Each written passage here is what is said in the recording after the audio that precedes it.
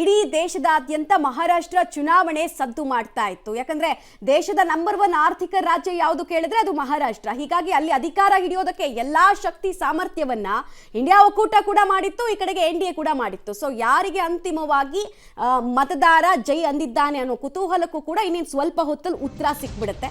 Maharashtra assembly ಚುನಾವಣೆಯ ಫಲಿತಾಂಶಕ್ಕೆ ಇಡೀ ದೇಶ ಕಾದು ಕೂತಿದೆ.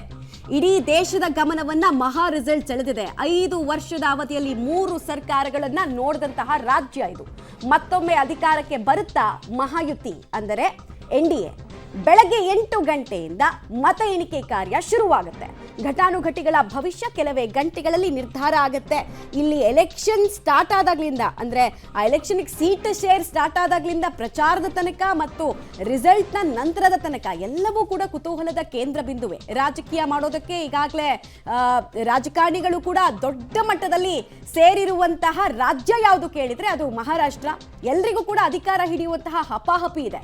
ಮಹಾಯುತಿನ ಅಥವಾ ಮಹಾ ವಿಕಾಸ್ ಅಘಾಡಿನ 9 ಪಕ್ಷಗಳು ಈ ಸಲ ಎಲೆಕ್ಷನ್ ನ ಕಣದಲ್ಲಿದೆ. 9 ಪಕ್ಷ ಹೆಂಗಪ್ಪ ಅಂತ ಕೇಳಿದ್ರೆ ಶಿವಸೇನೆ 2 ಹೋಳಾಗಿದೆ, ಈ ಕಡೆಗೆ NCP 2 ಹೋಳಾಗಿದೆ.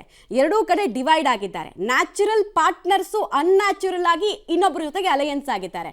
ಒಂದ್ ಕಡೆಗೆ ಅಜಿತ್ ಪವಾರ್ ದಾದಾ ಮತ್ತೆ ಏಕನಾಥ್ ಶಿಂದೆ ಅವರ ಶಿವಸೇನೆ ಬಿಜೆಪಿ ಜೊತೆಗೆ ಕೈ ಜೋಡಿಸಿದ್ರೆ ಅದು ಮಹಾಯುತಿ ಆಗುತ್ತೆ.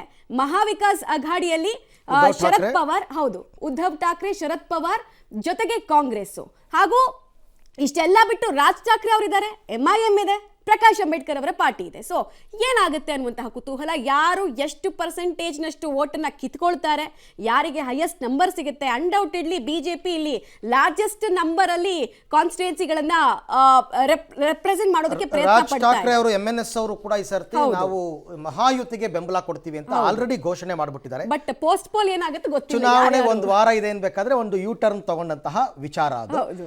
ಓಕೆ, ಇನ್ನು ಮಹಾಯುತಿ ಮೈತ್ರಿಕೂಟ ವಿಚಾರಕ್ಕೆ ಸಂಬಂಧಪಟ್ಟಂತೆ ನೋಡ್ತಾ ಹೋಗೋಣ. 6 ಪಕ್ಷಗಳ ಮಹಾಯುತಿ ಮೈತ್ರಿಕೂಟ ಹೆಡೆಡ್ ಬೈ ಬಿಜೆಪಿ. ಸೊ ಇಲ್ಲಿ ನೀವು ನೋಡ್ತಾ ಇದ್ದೀರಾ, ಒಟ್ಟು ಪಕ್ಷಗಳಿರ್ತಕ್ಕಂಥದ್ದು 6. ಈ 6 ಪಕ್ಷಗಳ ಪೈಕಿ ಬಿಜೆಪಿ 145 ಕ್ಷೇತ್ರಗಳಲ್ಲಿ ಸ್ಪರ್ಧೆ ಮಾಡೋದ್ರ ಮುಖಾಂತರ ಹೈಯೆಸ್ಟ್ ಕ್ಷೇತ್ರಗಳಲ್ಲಿ ಸ್ಪರ್ಧೆ ಮಾಡಿದಂತಹ ಪಕ್ಷ ಅಂತ BJP. In case last time 105 ಕ್ಷೇತ್ರದಲ್ಲಿ ಅವರು ಗೆಲುವನ್ನು ಸಾಧಿಸಿದ್ರು. ಶಿವಸೇನಾ ಶಿಂದೆ, ಏಕನಾಥ್ ಶಿಂದೆ ಬಣ 81 ಕ್ಷೇತ್ರದಲ್ಲಿ ಸ್ಪರ್ಧೆ ಮಾಡಿದ್ದಾರೆ. ಇನ್ನು NCP ಅಜಿತ್ ಪವಾರ್ ಬಣ 59 ಕ್ಷೇತ್ರದಲ್ಲಿ ಸ್ಪರ್ಧೆ ಮಾಡಿದ್ದಾರೆ. ಹೆಚ್ಚು ಕಡಿಮೆ ಲಾಸ್ಟ್ ಟೈಮ್ ಇವರು ಯಾರ್ಯಾರು ಕ್ಷೇತ್ರದಲ್ಲಿ ಗೆದ್ದಿದ್ರು ಅದನ್ನು ಅವ್ರವ್ರಿಗೆ ಬಿಟ್ಕೊಟ್ಟಿದೆ ಬಿಜೆಪಿ. ಇನ್ನು ಇತರೆ 3 ಕ್ಷೇತ್ರಗಳಲ್ಲಿ ಸ್ಪರ್ಧೆ ಮಾಡಿರ್ತಕ್ಕಂಥದ್ದು ಇಲ್ಲಿ ಇರುವಂತಹ ಲೆಕ್ಕಾಚಾರ. ಸೊ ಇದು ಮಹಾಯುತಿ ಮೈತ್ರಿಕೂಟದ ಸದ್ಯದ ಬಲಾಬಲ. ಮತ್ತೊಂದು ಕಡೆ ಆಗಲೇ ಹೇಳಿದಂತೆ ಕಾಂಗ್ರೆಸ್ ನೇತೃತ್ವದ ಒಂದು ಟೀಮ್ ಕೂಡ ಇದೆ. ಹೌದು. ಸೊ ಅಲ್ಲಿ ಒಟ್ಟು 7 ಪಕ್ಷ ಇದೆ. ಸೊ ಮಹಾವಿಕಾಸ್ ಅಘಾಡಿಯಲ್ಲಿ ಗುರುತಿಸ್ಕೊಂಡವ್ರು ಯಾರು ಅನ್ನೋದ್ರ ಡೀಟೇಲ್ಸ್ ಕೂಡ ನಾವು ಒಂದ್ಸಲ ಗಮನಿಸ್ತಾ ಹೋಗೋಣ. ಕಾಂಗ್ರೆಸ್ ಲಾಸ್ಟ್ ಟೈಮ್ 44 ಕ್ಷೇತ್ರಗಳನ್ನ ಮಹಾರಾಷ್ಟ್ರದಲ್ಲಿ ಗೆದ್ದು ಬೀಗಿತ್ತು. ಸೊ ನ್ಯಾಚುರಲ್ ಆಗಿ ಅವರೇ ಇಲ್ಲಿ ನೇತೃತ್ವವನ್ನು ವಹಿಸ್ತಾ ಇದ್ದಾರೆ. ಕಾಂಗ್ರೆಸ್ ಸ್ಪರ್ಧೆ ಮಾಡಿರುವಂತಹ ಕ್ಷೇತ್ರ ಒಟ್ಟು ಟೋಟಲ್ ಆಗಿ 102. ಲಾಸ್ಟ್ ಟೈಮ್ ಅವರು ಗೆದ್ದುಕೊಂಡಿದ್ದು 44. ಶಿವಸೇನಾ ಉದ್ಧವ್ ಬಣ ಇವ್ರ ಹತ್ರ ಉಳಿದಿದ್ದೇ 16 ಶಾಸಕರು. ಬಟ್ ಈ ಸಲ ಅವರು ಕಂಟೆಸ್ಟ್ ಮಾಡ್ತಾ ಇರೋದು 92 ಕ್ಷೇತ್ರಗಳಲ್ಲಿ. Neck to neck fight Shiv Sena Uddhav ಬಣಕ್ಕೆ ಮತ್ತು ಏಕನಾಥ್ ಶಿಂದೆ ಬಣಕ್ಕಿದೆ. ಅಲ್ಲಿ NCP ಶರದ್ ಪವಾರ್ ಬಣ 86 ಕ್ಷೇತ್ರಗಳಲ್ಲಿ ಕಂಟೆಸ್ಟ್ ಮಾಡ್ತಾ ಇದೆ. ಅವ್ರ ಹತ್ರ ಕೂಡ ಅಷ್ಟೇ ತುಂಬಾ ಸ್ಮಾಲ್ ಸೈಜಬಲ್ ಶಾಸಕರು ಉಳಿದುಕೊಂಡ್ರು. ಪಕ್ಷ 2 ಹೋಳಾದಾಗ ಒಳ್ಳೆ ಕೋಸಂಬರಿ ರೀತಿ ಕಾಣಿಸ್ತಾ ಇದೆ ಮಹಾರಾಷ್ಟ್ರದ ಪಾಲಿಟಿಕ್ಸ್. 25 ವರ್ಷಗಳಲ್ಲಿ ಈ ರೀತಿಯಾದಂತಹ ಅನ್ಯಾಚುರಲ್ ಅಲಯನ್ಸಸ್ ಆಗಿರಲಿಲ್ಲ. ಬಟ್ ಅಧಿಕಾರ ಹಿಡಿಯುವಂತಹ ಹಪಾಹಪಿ ಕಳೆದ 5 ವರ್ಷಗಳಲ್ಲಿ 3 ಜನ ಮುಖ್ಯಮಂತ್ರಿಗಳನ್ನ ನೋಡಿದಂತಹ ಸರ್ಕಾರ ನೋಡ್ತು. ಮೊದಲಿಗೆ ಹೋಗ್ಬಿಟ್ಟು ದೇವೇಂದ್ರ ಫಡ್ನವೀಸ್ ಪ್ರಮಾಣ ವಚನ ಸ್ವೀಕಾರ ಮಾಡೇಬಿಟ್ಟು 5 ದಿನ ಇತ್ತು. ಅದಾದ ನಂತರ ಬೆಂಬಲ ಕೊಡಲ್ಲ ಅಂತಂದಾಗ ಉದ್ಧವ್ ಠಾಕ್ರೆ CM ಆದ್ರು. ಆ ನಂತರ ಪಕ್ಷ ಒಡೆದು ಹೋಗಿ ಏಕನಾಥ್ ಶಿಂದೆ CM ಆದ್ರು. ಮಹಾಯುತಿ ಒಕ್ಕೂಟದ ಮಾಧವ ಸೂತ್ರ, ಮಾಧವ್ ಫಾರ್ಮುಲಾ ಯೂಸ್ ಮಾಡ್ತಾರೆ. ಮಾಧವ್ ಫಾರ್ಮುಲಾವನ್ನು ಯೂಸ್ ಮಾಡಿರ್ತಕ್ಕಂಥದ್ದು ಅಲ್ಲಿ ಅಂದರೆ ಒಂದೊಂದು ಚುನಾವಣೆಯಲ್ಲಿ ಒಂದೊಂದು ಸ್ಟ್ರಾಟಜಿಗಳನ್ನು ಮಾಡ್ಕೊಳ್ತಾರೆ. ಅದೇ ರೀತಿ ಈ ಸರ್ತಿ ಮಹಾಯುತಿ ಒಕ್ಕೂಟದ ಪರವಾಗಿ ನಿಮಗೆ ಚುನಾವಣೋತ್ತರ ಸಮೀಕ್ಷೆಗಳು ಬಂದಿದೆ. ಮರಾಠವಾಡ ಪ್ರಾಂತ್ಯದ ಮೇಲೆ MVA ಕಣ್ಣನ್ನು ಇಟ್ಟಿರ್ತಕ್ಕಂಥದ್ದು. ಅಲ್ಲಿ ಹೆಚ್ಚು ಕ್ಷೇತ್ರಗಳನ್ನು ಗೆದ್ದರೆ ನಮಗೆ ಬಹುಮತಕ್ಕೆ ಅನುಕೂಲವಾಗುತ್ತೆ ಅಂತ. ಲಾಸ್ಟ್ ಟೈಮ್ ಆಂಟಿ ಕನ್ಸಾಲಿಡೇಷನ್ ಬಿಜೆಪಿಗಾಗಿದ್ದು ಇದೆ ಮರಾಠವಾಡದಲ್ಲಿ. 76 ಕ್ಷೇತ್ರಗಳಲ್ಲಿ ಬಿಜೆಪಿ ಕಾಂಗ್ರೆಸ್ನ ನೇರ ಫೈಟ್ ಇದೆಯಂತೆ.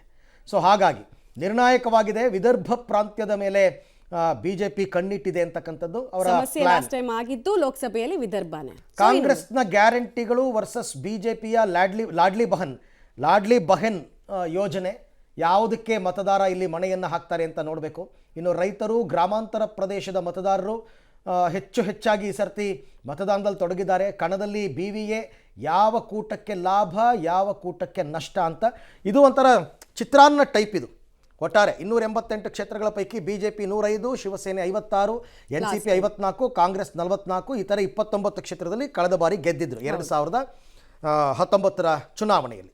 ಓಕೆ, 2024ರಲ್ಲಿ 62% ಮತದಾನ ಆಗಿದೆ ಮಹಾರಾಷ್ಟ್ರದಲ್ಲಿ. 3 ಗಂಟೆ ತನಕ ಜಸ್ಟ್ ಒಂದು 45% ಆಗಿತ್ತು. ಯಾಕೆ ಇಷ್ಟೊಂದು ಅಪತಿ ತೋರಿಸ್ತಾ ಇದ್ದಾರೆ ಜನ? ಅಂದ್ರೆ ನಿರ್ಲಕ್ಷ್ಯವನ್ನ ತೋರಿಸ್ತಾ ಇದ್ದಾರೆ ಅಥವಾ ಇಂಟ್ರೆಸ್ಟ್ ಕಳ್ಕೊಂಡ್ಬಿಟ್ಟಿದ್ದಾರೆ ಅನ್ನೋ ಪ್ರಶ್ನೆಗಳೆಲ್ಲ ಬಂತು. ಬಟ್ ಲಾಸ್ಟ್ ಒಂದು 2 ಗಂಟೆನಲ್ಲಿ 62% ಆಯಿತು.